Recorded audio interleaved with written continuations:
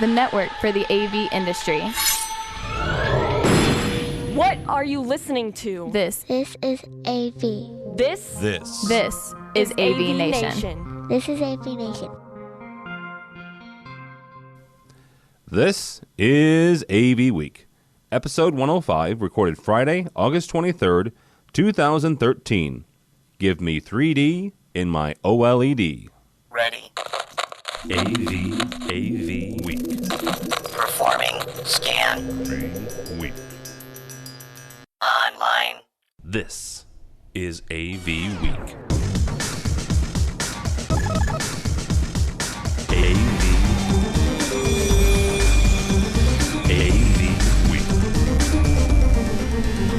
It's time for AV Week, your weekly wrap-up of audio-visual news and information. My name is Tim Albright. I'm your host for the day. Thank you so much for joining us, listening, downloading, streaming, whatever it is that you're doing to listen to this fine podcast. With us this week, bright and early off of the plane this morning from parts, probably Wisconsin, if I had to guess. His name is Michael Drainer. He is the area sales manager for integrated systems for Sennheiser USA. How are you, sir? I'm doing very well. Hailed from Seat 24D. I pulled one from Bradford Benn there in his famous tweets. I should learn your title eventually. Speaking of Bradford Benn, Bradford is the business developer of electronic systems for Harman. How are you, sir? I'm doing okay. I feel so plain since I don't have a seat this week. Oh, I'll tweet one next week when I'm driving. There you go. Okay, never mind.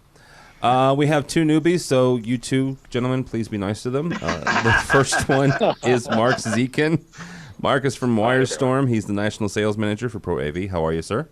I'm good, thank you. Absolutely. And last but not least, my favorite person on this show this week, simply because I love his phones. I've had them for years. His name is Michael O'Halloran. He is the Samsung product market manager for large displays. How are you, sir?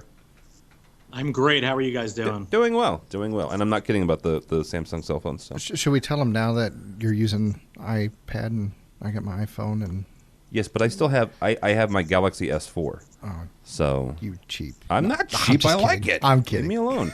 It's good stuff. This good week, stuff. This week we're going to talk about actually Samsung. There's a couple stories. One was about one of your curved displays, which is kind of cool. Also going to talk a little bit about Crestron and wireless control, because I don't know about it. It's because there's not enough of it around in the world. No, it's not that. It's what they're trying to do with it. It's we'll get RS to it. RS-232? No, yeah, well, and relay, and it's weird. And Lutron talking about dimmable LEDs because nobody likes whatever. In a month from now, CEDIA braces and heads to the great mountains of Denver, Colorado. At the on the AV Network blog this week, David King brings up a good old-fashioned fight, 4K versus OLED, and he says that the fight is on the horizon. Actually, he uses the word skirmish, which it's a fun one. So here's the question, and this is my 2 cents, and this again, I'm the non-manufacturer on the show this week. I don't see 4K versus OLED as a fight, but that's just me. But we're going to take it to the display guy first, Michael. What sort of not controversy, but what sort of battle do we have here? Are we really pitting 4K versus OLED? Oh, I don't think so. First, I just think it's exciting when the market starts to talk about the new technology that's coming out. This, I think, it harks a little bit back to beta VHS and Blu-ray and HD DVD. Obviously, the technologies have been in development for quite some time, and with the two different lines coming out and being available in the consumer space, I think there's lots of enthusiasts for technology and video files that will get on one bandwagon or the other, and ultimately we'll see which one the marketplace chooses, just like the products I mentioned out front. We talked with Gary Yakubian, good Lord, in December of last year. He made the comment, and I shouldn't say Gary. We had Gary on with a couple other people from the CES area. And I want to say it was Gary that said this. He actually likened and linked the two together. So instead of pitting them against each other, he actually said that the success of one is probably going to be tied to the success of the other. Is there any weight to that? I would think so. The adage that a rising tide lifts all ships. If the marketplace starts to adopt more costly display solutions that work with the technologies that are available out there from our set-top boxes and our Blu-ray players, as well as what might start to bring us the higher resolution for 4K. I think that if there's options to buy better displays for the home, again, it's that choice of which one you'd like to have. No, that's true. That's true. Mark, when it comes to 4K and OLED, when it comes to you guys do a lot with HD-based T. That's what Wyrestorm does. Is this something that you're having to watch, or is HD-based T already there? Are you guys ready for 4K? I'm pretty excited about it. I was baptized in the commercial pro, display business. So one thing that's interesting is, again, I come from the commercial side of the business, so I'm not speaking for our residential folks. Mm-hmm. But on the HD-based side, the OLED is interesting to me because of power consumption. So let's get that power consumption down. Let's get it to 100 watts. Let's get the screen as large as possible so that we can use the full capability of HD-based T. I've been trying to do that for, hoping for that for 30 years when I was a projector designer. Going to these elaborate, conference rooms and boardrooms, with wood that came from rainforests, and look up and see this Albright cables. Mm-hmm. So that is interesting to me. The 4K side of things, Detroit wants 4K, the military wants 4K. As far as the consumers, I know Best Buy's carrying 4K now. I'm not exactly sure what on the residential side what they're watching for, but definitely there's application in commercial industries. Yeah, absolutely. Bradford, when it comes to 4K, are you as excited about it as you are 3D? I'm more excited about 4K than 3D because that was a loaded question.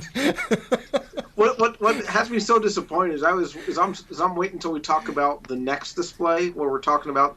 I have something saved up for that. So the curve, okay. The curved display. I got something saved up for that one with 3D. But I do agree with Mark and Michael a bunch of there is a lot of advantages to it. I don't think it's a battle of 4K versus OLED because it's kind of like comparing paper versus pencil. You need both. Yeah. You know what I mean? It's a different display technology. Yes, there are companies out there who have prototypes available that do both. So I think getting the two aren't battling each other, they're complementary technologies. I think 4K for industrial and commercial applications for command and control centers makes a whole lot of sense. Now that I'm starting to get used to the higher resolution with Retina displays on Macs, I'm seeing the difference that a higher density and a higher image quality can do. I do think the challenge for the home market is getting content. I also think that the cable and broadband providers are going to find it a challenge to get that good content to the set-top box and not have, as many artifacts in terms of compression and still getting a good 4K image. But I do see it having some valid. The energy efficiency of the OLED, I think it makes a lot of sense, but I'm not sure if when people are going out and plunking down $10,000 on a TV that they're thinking about $100 versus $500 in power. Just because I don't think anyone else does, but I could be wrong. Oh, that might be valid, actually. They're not thinking about the long-term consumption cost, because let's be honest, a lot of us don't think about that unless they're looking at the little energy sticker when they buy the refrigerator. Now, I do say for the commercial environment, that's a much bigger deal. People are thinking about it practically. Here at home, I think people aren't as involved in thinking about it because they just think my air conditioner costs me more than anything else. What's the rest of this do? That's true. But I do think that the big challenge is, as we've always talked about, you got to have content to drive someone home to see it. To spend that money at home. For the commercial market, it's a good win.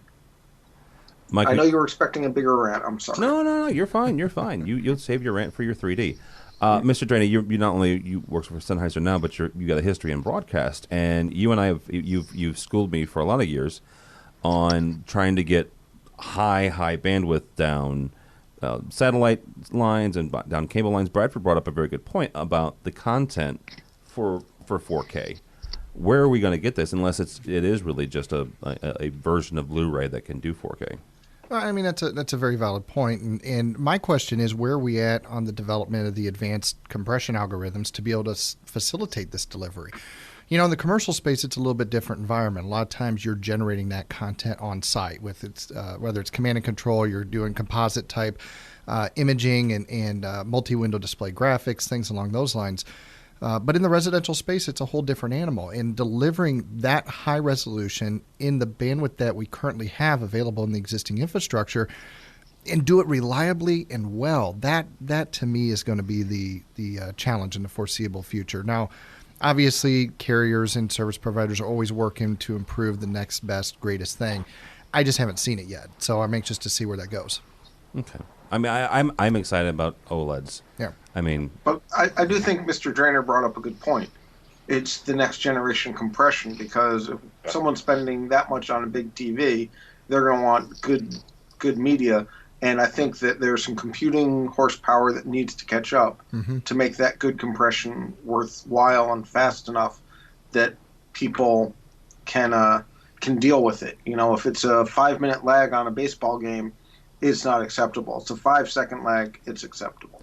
Okay, so again, educate me here, guys, because my whole understanding is if you're looking at a cable box or a satellite box, you're not getting 1080p. I mean, yeah, it might be compressed and then maybe up converted once. Well, let's clarify something though. When we're talking compression, we're not talking resolution. Okay. 1080p is resolution. Okay, it's resolution and refresh and all the things that go into displaying the picture. Yeah. That has nothing to do with the compression rate and how we're dealing with the color saturation and the how we're sampling the motion and the imaging and things like that, so that we can conserve bandwidth in the transmission phase. Okay. So that's really where the limitation is that I see at this standpoint. Now, our friends at Samsung, have you guys seen anything coming down the pipe that's going to help facilitate this a little bit better?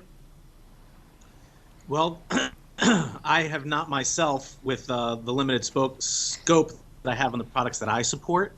If we maybe we recommend that we invite one of the folks from our set-top box team to join in the near future to see if they might be able to speak to that a little bit better. No, that would be really good. And it kind of goes into the, what Mark's doing with the HD-based T stuff, because in last week's show, we were talking about the home distribution and what's happening in the residential market with HD-based T 2.0. And how the service providers are going to potentially start rolling this out from the set-top box to in-home distribution. And then we're going to have the local satellite company or cable company deploying the home AV solution. That's great if we can facilitate that all on the HD-based T side, but boy, we really need that transport mechanism to get it to the home prem. Yeah, absolutely. And transport's the key for anything. Even once you get it into the house, getting it around your house, all that fun stuff. If it's not easy, if it takes a smart person like Tim to do it, you might be in trouble. You might be in trouble. Then, is it going to be adopted? For better or for worse, you look at how well adopted Apple TV is and TiVo. It's because it's easy, not because it's necessarily the best picture quality. Yeah, I was at NAB this year, and I thought was interesting was the origination for 4K. I mean, that was what the show was all about. Mm-hmm. Yeah. And the prices for the camera cost is just plummeting. Well, and that's just native origination, right? So that's doing native bandwidth, native origination, native bit rates. Now we get into the delivery. Boy, I mean, I remember we were doing satellite uplinks, and this was not that awful long ago. With HD video, we're pushing it down at 20 megasecond. In master control, but then trying to squeeze that down to 4 megasecond. And, we had really good algorithms, but boy, it just didn't look the same coming out of master control versus the sat feed. So, I think that people are making these big investments and they like what they see, but I think it's up to the manufacturing community and the service providers to make sure that we're able to deliver as real of an experience as possible to support that. No, that's valid. Yeah. Moving on, and we're going to keep on displays for a second here. From HD TV Magazine, Samsung, or actually, I should use the whole title line. Guess what, LG? Samsung's got a 55-inch curved OLED too. So, shouldn't that be also? I didn't write it. Don't stop. You know what? This is not an English show. That one was for Linda. It was a part of. I miss Linda. Yeah, she was great. Yeah. So, Michael, you guys have a curved OLED. As well. As well. Thank you, Mr. Bradford Benn. The first question, I guess, and it's the same one that I asked LG when we started talking to them about it, is why? Well, that is a great question. And again, I learned a lot about the developments from the consumer electronics side the same way that just about everybody else does. And then I wait a year or two for them to become commercially hardened and transferred into a commercial lineup that I then get to start to represent and know the ins and outs of. From a little bit of my previous life, which was in residential AV home theater design, there was some screen technologies that were starting to come out with that curve, because from the perspective of where you sit, you have a better view of the curved screen than you do the flat rectangle fixed to the wall. So real quickly, I apologize because I don't mean to keep getting you with residential stuff. Is this something that you could see being used in a commercial application then? I think what we might see would be a commercial availability of OLED, but I don't think the curve would come with that. Okay. Just because the broad deployment of the products are in digital signage and in visual communications, and there's even ADA compliances that we struggle to meet with some of our previous CCFL model displays, which is where we go now with our edge lit. So to have something that intentionally curves from the wall, I don't see it being a great commercial fit personally. What sort of ADA problems do you have with the display? I'm sorry. The previous versions of like CCFL displays that could be up to 4 inches thick and then put onto a bracket. There were ADA issues about things mounted on walls in places like hospitals that they were only allowed to come so far from the wall so that they wouldn't interfere with people coming down the hallways. Oh, okay. So going to edge-lit displays with slim profile brackets, that's where we're now installing in those types of situations. That makes sense. See, now I disagree a little bit. I know I'm not the video guy, but I'm thinking about command and control center where you have a 55-inch screen with 4 images on it and one person looking at it, and you want to curve it towards that person so that they don't have to turn their head as much. And I know 55 inches sitting 6 feet in front of you would seem nuts, but 10 years ago, a 27-inch TV sitting 10 inches in front of you would seem nuts as well. So I wonder if that type of usage in the commercial environment would make sense for the curved wall, so that it envelops you a little more, especially also for simulators. Yeah, the curve is they're marketing as immersive, right? They're using the word immersive. Yeah. So the commercial marketplace is looking for immersive environments. There's a couple really great integrators out there. Mechdyne is one in Iowa, Marshalltown, Iowa, and they can create with a series of projectors a complete immersive environment, these caves and such. And then, on the other side of it, in the consumer side, I remember when I was first selling panels for Sharp, the widescreen experience really doesn't start until you get to about a 30-inch size screen. And someone mentioned the distance to the screen too. So I think that's what they're trying to get to is more of an immersive environment where you're more, you're getting the full HD experience. So can I have in Bradford? This is one just for you, my friend. I want a curved OLED with 3D. I'll just come over and poke you in the eye. Well, here's the thing. For those that don't know, we have this great. I'm not going to say a hatred, it's a but love-hate it's relationship with 3D. Yes, we love to hate it. Yes.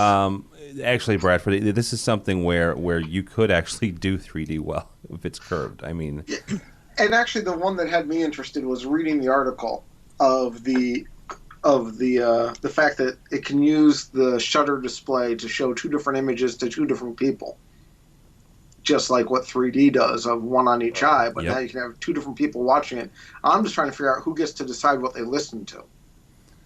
Well, yeah. But I do see... We can hook them up with some multi-channel IR systems. No, not a problem. Okay, but I'm just picturing me and my wife getting into a fight over who gets to listen to the audio. But that's a whole other debate. She does. Come on, don't fight. Very nice. Very well done. The actual glasses that are pairing with this, from what I understand, the second viewer's glasses would have a pair of earbuds to deliver the audio with it as well. That's very cool. Nice. I would just turn on closed captioning. But I think that the 3D... That's because you're the only deaf audio guy I know. What? Oh, jeez. But the 3D thing, and to be a little fair, is mainly because of, with my eyesight, I don't see 3D no matter how much money they spend on it. So to me, it's just a waste of extra data, which, I save all my electrons. I still think it's just fancy copy protection. Well, but that's Tim's opinion also. Well, it is. And you and Michael both have, I don't know if you have the same eye condition, but he has the same situation where he can't see 3D very well, if at all. And it's good Lord, this has been Infocom like 5 years ago. He and I are standing at the 3D pavilion, shoulder to shoulder, and I can see it fine and he can't see it at all. And I'm like, well, good Lord, if they can't get two random people, the same algorithm to affect two random people. Now, I do think having the curved wall or the curved display gives it a better chance because, in theory, if you're sitting in the focus of that parabola or curve, your distance to the screen would be much more consistent and, in theory, could work better. And I've seen that in a couple of theme park attractions, and it does play better, but I'm still not sure that it's everything that Mr. Drainer is trying to bait me into. Well, it probably isn't. I mean, let's be honest. But it is. Here's the thing. You're probably right, Bradford, when it comes to some of the commercial applications because, I still remember watching war games when I was a kid, and the giant. Would you like to play a game? The giant video wall that they had up there. I mean, that's granted. We've come a long way from the 1980s. And what was his name? Joshua. Yeah. Joshua. That's right. Whopper. Yeah, very nice. All right, you're listening to AVWeek. That gentleman right there, his name is Bradford Benn. Michael Drainer is here in studio with me. Michael O'Halloran, he works for Samsung. He's also here, and Mark Dziekan from Wyrestorm. We're going to talk about one of my favorite companies. I have a lot of friends at Crestron, and from time to time they'll do some things that I just kind of shake my head at, like the fact that they have a UFO-shaped remote control. I think that's stupid. The fact that they make a big deal about shades. I'm still trying to wrap my brain around this one. So here we go. Crestron expands its wireless control with the wireless control module for IR. All right, I get that. Serial and relay. You lost me. Okay. No, I see the relay more than I see the other two. I see. I understand the IR more than I do. I mean, 232 is the one that kind of I'm out. 232 is so data intensive that I don't see this thing working very well. How's it data intensive? It's ASCII characters. It says okay. So, but back and forth. I mean, the way that most programmers use serial is to constantly. You just got to program more efficiently. Oh, yeah, that might be true.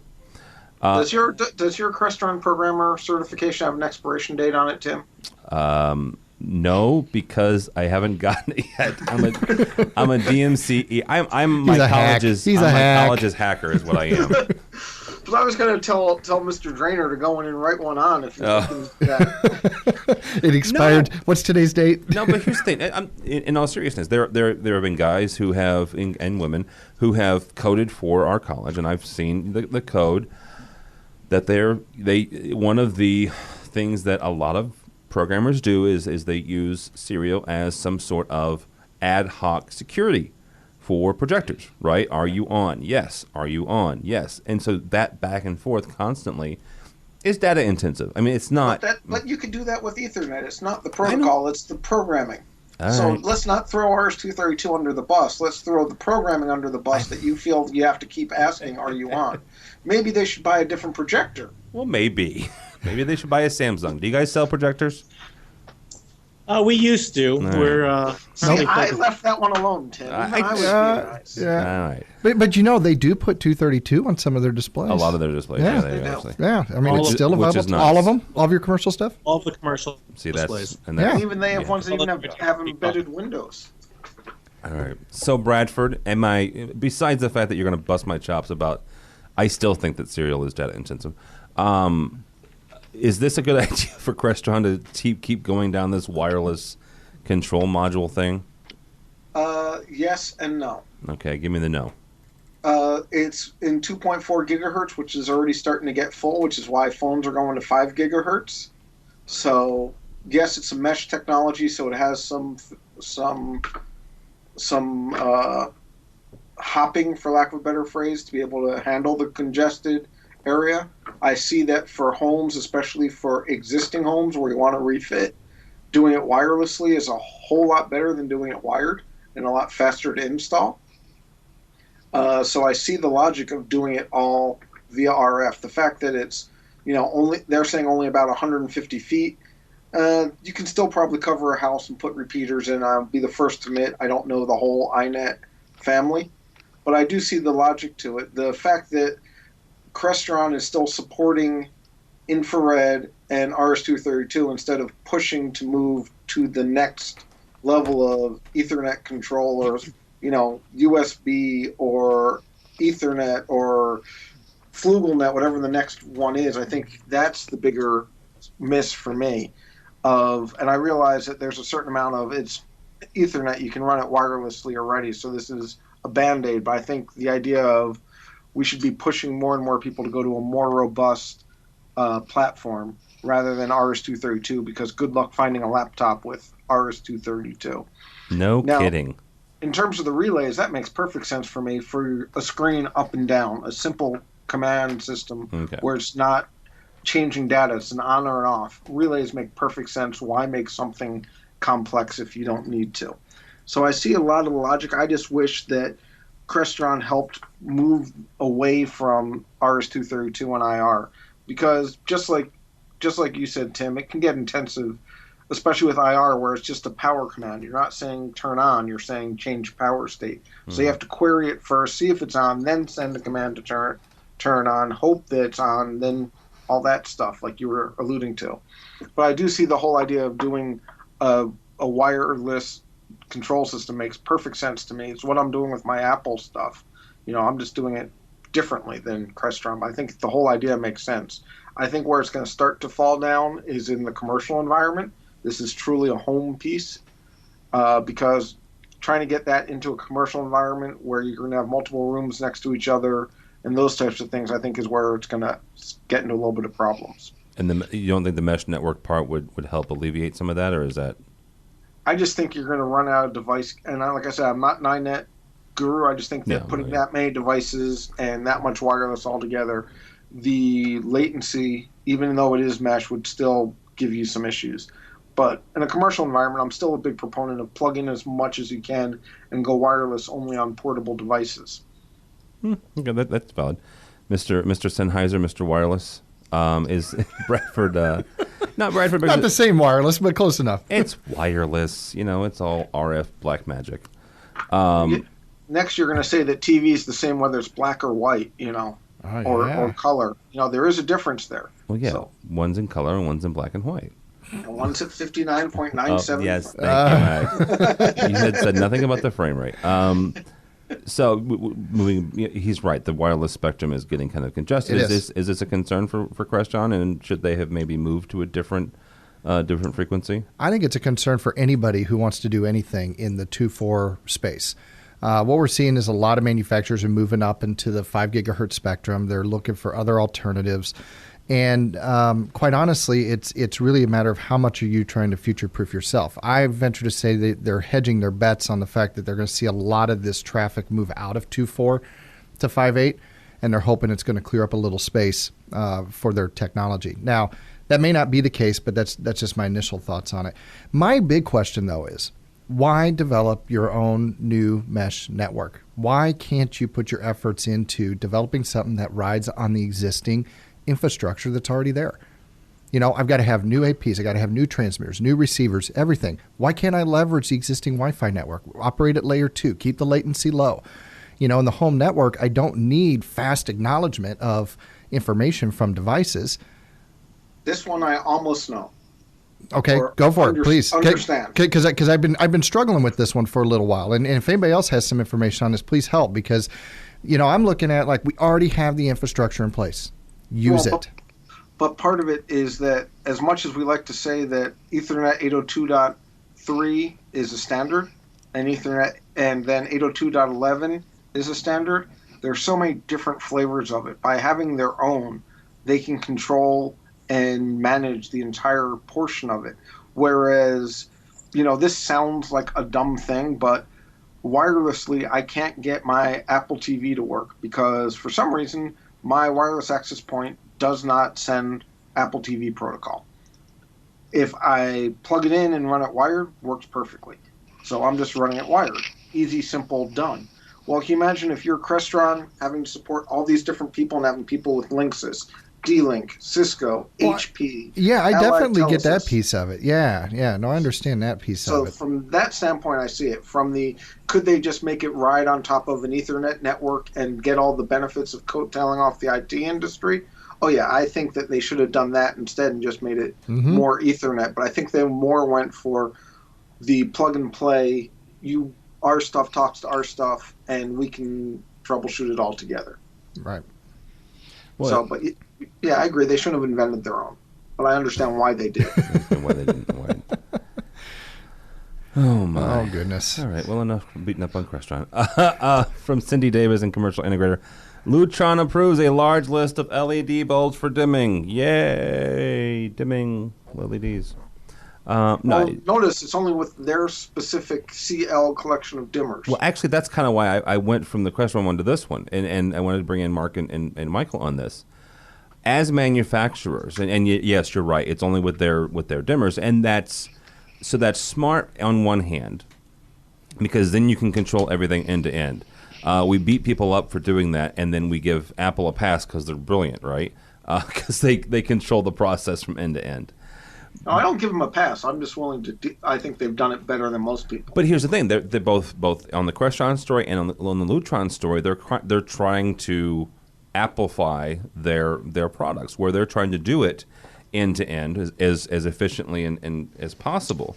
And so, Mark, on your side, you guys are big HD-based T. That is what you do, both transmitters and receivers. So, in adopting the HD-based T protocol, you guys have a say. At least I'm assuming that in how that is developing. So when it comes to the 2.0 that we talked about last week on the show, you guys are in a, I almost said consortium, but not, consortium, I guess is the best word to put it, with other manufacturers. So you guys have to make sure that all your stuff works together. Right. So, I really don't have too much to comment here, except, I've been doing this long enough to know that the security question always ends up coming up. So, I mean, we continue to try to be compatible with and control whomever's device, but going back to the wireless story, eventually you're going to be standing in front of an end user and they're going to ask about, in the commercial space, they're going to ask about security. And so... Well, and Michael, that's a good point for you, because having secure, smart commercial displays is somewhat of a concern, because when you start doing things like digital signage in public places and smart ads and things of that nature, that's a concern for people not hacking your systems. Absolutely. I just want to say I'm not sure why Samsung's LED light bulbs didn't make it through their approval process, or if they even put us into the ringer. I might have to go and talk to our guys in the home appliance division to see how we were overlooked here. Yeah. I don't either. We'll have to give Lutron a call. So. Poor Lutron. No, poor Samsung. They're the ones that got left out here. Well, that is true, but I don't know. Bradford. No, seriously. That's fine. I know. I'm just kidding. Bradford, is this an exciting development, or am I just talking about it because it's Lutron and LED? I think it's an exciting development, but I think it's a little disappointing development by the fact that there's. First, I was a little surprised that there were 249 dimmable LEDs and CFLs of bulbs. I didn't know there were that many different kinds. But the fact that now I have to go match my two sets, my in-wall dimmer and my bulb, to me is a little disappointing. I think it's a step in the right direction. I think it's solving the problem of why CFLs and LEDs have not been as well adopted as they could be. I think it solves the problem if you don't have to put in a control system and call Matt Scott just so you can dim your lights in your house anymore. So I think it does solve a lot of those things. But I'm a little disappointed. We make light of the fact that there aren't Samsung bulbs in there, but now I have to go and go, okay, what lamp works with what dimmer? If I was to say this amplifier only works with that loudspeaker or one of the approved loudspeakers, everyone would go, what? You're crazy. Why is it that way? But that's basically what we're doing with the dimmer and the fluorescents and LEDs. So I think it's a good move. I'm just a little disappointed it's not more widespread. But is it is it really? Oh, go ahead, Mike. I mean, I'm just wondering with, again, you're mentioning that there's 249 different bulbs out there. Perhaps, and I did joke that, I think Samsung has 3 LED light bulbs to choose from. Yeah. Perhaps they're in that 249. Maybe they're not since they don't mention them. But maybe their attempt here is just that. And pretty much any dimmable LED or CFL you imagine is supported by our dimmers, and trying to bring relevance to the fact that they support almost anything you grab off the shelf out there. And maybe I'm just, the fact that they called out 249 is kind of what surprised me. And according to their website or their PDF on their website, they do support the Samsung bulbs. Well, there you go. Oh, nice. The Google comes through. I have choices. The Google comes through. Well, I think that's the important thing here, though, in promoting the technology is making sure that the consumer has options. You think about the fact they want to go down to the local, big box store, department store, whatever the case is, and purchase their light bulbs. They don't want to have to special order them. The consumer gets confused just trying to match up the right size socket hole for their light bulb, let alone the right size battery for their device. And then, okay, here's another point of complication. What base type do I need? What dimmer type do I need? So I think this is a move the right direction in trying to come up with some sort of standard by which this can be dealt with. And like I said, it might be that they cover a wide spectrum of them, and 250 does cover the vast majority of them. Mm-hmm. Very good. But I do think mood lighting is important, so I do think dimmers are good. You need mood lighting for your 3D OLED experience. Yes, because I can't have direct light when I'm looking at my 3D or drinking my coffee. Well, and speaking of lighting, Savant is getting into is using the Internet of Things, which is one of their things, for home automation and lighting control. And this is not where you have to, this is not like an add-on to one of their systems. This is something you can buy completely separately. They start around $200. They can go up to $400, depending on how many loads you want to do. So is it the fact that, and Michael Drainer, we'll start with you on this, the fact that Savant is getting deeper and deeper into residential and using the internet and using the network more and more, a sign of, I don't know, and I'm not going to say a bad sign for AMX and Crestron because they're two still relevant companies, but the fact that these guys are doing control without really a control processor. Well, but you're seeing it now. I mean, you can go to the local Lowe's or Home Depot, and there's various devices out there that are web enabled. They're Internet of Things, if you will, ready, where I can use my app, as we've been discussing in previous shows, right, to control various devices in my home. So I don't think it necessarily takes away the relevance of the other companies that have been aforementioned, but it's more a question of, is Savant really making a move in the marketplace to become more of the DIYer's choice for home deployed control and automation systems, and then take that to the next level to the small corporate, small business, SMB space, small boardroom type places. You're always going to have the big systems in the big venues. You have to, because of the scalability. The small systems can't scale to that point. However, I think these guys are making a lot of headway and really blazing some trails in leveraging the infrastructure that we've been talking about that's already in place to help deploy safe, sound solutions to deliver a desired end result, an experience, if you will. But I was going to say, I think Tim might be a little incorrect there. I thought that Savant also had like a rack mount host that runs Linux to do the larger automation stuff. So it wasn't just peer-to-peer. No, they do. But I was talking about specifically the lighting. You don't. The lighting's a standalone. Yeah, sorry, yeah. got confused. That's right. No, and that was the one thing that I thought was kind of interesting, was the fact that you don't have to have an already existing automation system or one associated with this. Right. Is the fact that this is just, you throw this in there and you... Well, it goes back to what we were discussing the other day. I think, and correct me if I'm wrong, Michael, but Samsung, don't you guys have an app for a lot of your displays now to control the displays directly? Yes. Well, again, from the consumer side, commercial side, we absolutely do. It's called the multi-display control, and as long as the displays are connected either to a host over RS-232 or RJ45 to get it over Ethernet, you can fully take control of the display from a program running on your laptop. Right.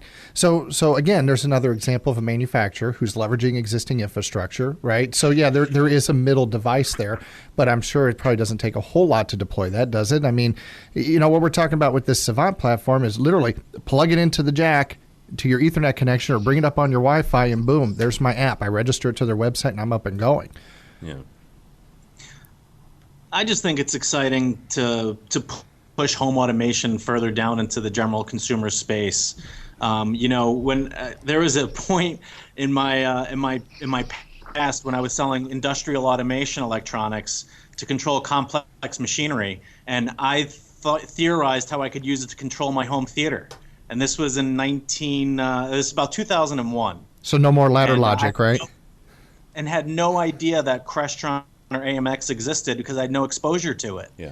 And then it changed my career. I became a Crestron. I went to work for an AV residential integrator and was designing and selling systems because I thought it was the coolest thing going. And to now have these types of solutions coming more and more into the general consumer space, I think it's great. I think it's the type of things we always dreamed that would be in the future, like walk into a room and say lights. And I think just the fact that these types of solutions are coming down is just kind of exciting for where the future will be with what we could do on our own. No, absolutely. All right, guys. One more story. Actually, it's not even a story. It's more of a, hey, this is kind of cool. Infocom. A couple years ago, they started Infocom GovCom. Actually, GovCom 11 was the first one. The reason I remember it is because it's one of the stories where I have to go back and eat some crow. Because I questioned it. I said, why are they doing a government-focused trade show? Okay, let's go to GovCom. Yay. And our good friend AV Dawn Mead went, and actually I think she's been the last 2 years. And she loves it. She raves about it. There are things there that you're just not going to see at Infocom or at CES or at CEDIA or any other place because it is a government-focused show. So I say all that, eat some crow, and say this. GovCom and registration is now open. If you go to Infocom's website, we'll also put a link on ours as well. GovCom 13 is December 4th and 5th at the Walter E. Washington Convention Center in Washington, D.C. Check it out. If you're in any way, shape, or form in defense or government contracting, if you're an exhibitor, Mark and Michael, you guys might want to go. Bradford, do you go to GovCom? We go to a couple shows. I'm not sure if we're going to this one. I'm going to an airport show if you want to talk about a niche show. Okay. Which one is that? There's a Airport Council International North America. It's another one of those. It's a niche show. you go, why do we need another one? But it's all about airports. Is there one for amusement parks? Yes, there is. IAPA. What? International Association of Amusement Parks and Attractions. IAPA. It's in November typically, and it's typically in Orlando. Of course it is. And it's a lot. Where else would it be? I was there last year. I've been there many times. It's one of these things where it's kind of interesting because they literally will set up entire roller coasters on the show floor. You get to play in the big bounce houses, stuff like that. It's interesting, and same thing with the airport show, and to some degree I'm pretty sure GovCom, which also has its own site at govcomshow.org. Yes, thank you. Has some of these things where there's just so specially focused, there's stuff you don't think of, on there that they do. Like at the Trade Park show, they're selling everything from the wristbands to get on to $1 million roller coasters, and then at the airport show they're showing everything from the baggage carousel, which the guy wouldn't let me ride. I thought that was going to be a good ride because you were at the wrong show there. I was at the wrong show apparently. To literally the tugs that pull the planes to the boarding equipment and everything in between. Is that all? Go ahead. Go ahead. No, I was going to ask if that's all a roller coaster cost was $1 million. Well, it depends on how big of a roller coaster you want. Believe it or not, you can actually go to places and buy roller coasters out of catalogs now. It's just like ordering, a popcorn machine. I would like this roller coaster, but I want it painted blue. Okay, wait, would you add a little butter and salt to that for me, please? Wow. It was kind of surreal, but then you realize of all these places, like you get the kiddie coasters at the local golf course place, the mini putt-putt, and then you got the big theme parks and everything in between. It's I guess they've had to buy them from somewhere. Okay, we've learned something new today, guys. You can buy roller coasters. Well, did you see the guy on YouTube that built one out of PVC pipe? No, I don't seriously. He put his little girl in it, and he shoves it up the top with a broomstick instead of a chain. Yes. He pushes it up with the broomstick, and it hits the top, and it goes around this little thing, a sharp bank, and then around, and it was all PVC pipe. Because that's homemade. safe. Audio guy or video guy? Yeah, that's the thing. What kind of AV geek was he? Right, exactly. There's more than one if you go to the Google. Is it really? I'll have to check that out. Homemade. Yeah, type in type in homemade roller coaster this week. You can't do Google anymore because you saw on USA Today what was it yesterday? Yeah. They said that Yahoo now tops US search. Really? Traffic. Yeah. So that means Bing does. Yeah. Because so that means I have to is start using the Yahoo instead. Wow. I'm just waiting for their new logo. Can we have a show about their new logo? No, absolutely not. I feel bad for your new guests, for Mark and Michael. They haven't gotten anything exciting yet. Well, they're going to promote their websites here real quick, guys. That's going to do it for us. Mark Dziekan, he's from Wyrestorm. He is the national sales manager for Pro AV. Thank you, sir. You're very welcome. And where can people find you or Wyrestorm? www.wyrestorm.com. WYREstorm.com. I was hoping you'd spell that. Also with us is Michael Halloran. Michael is the product market manager for large displays for Samsung. Thank you so much, sir. Oh, my pleasure. And where can people find you or Samsung? That sounds like a silly question, by the way. Samsung.com/business, and if you cruise through the digital signage solutions, that's my wheelhouse. Very good, very good. Large displays, the big ones, the ones we like.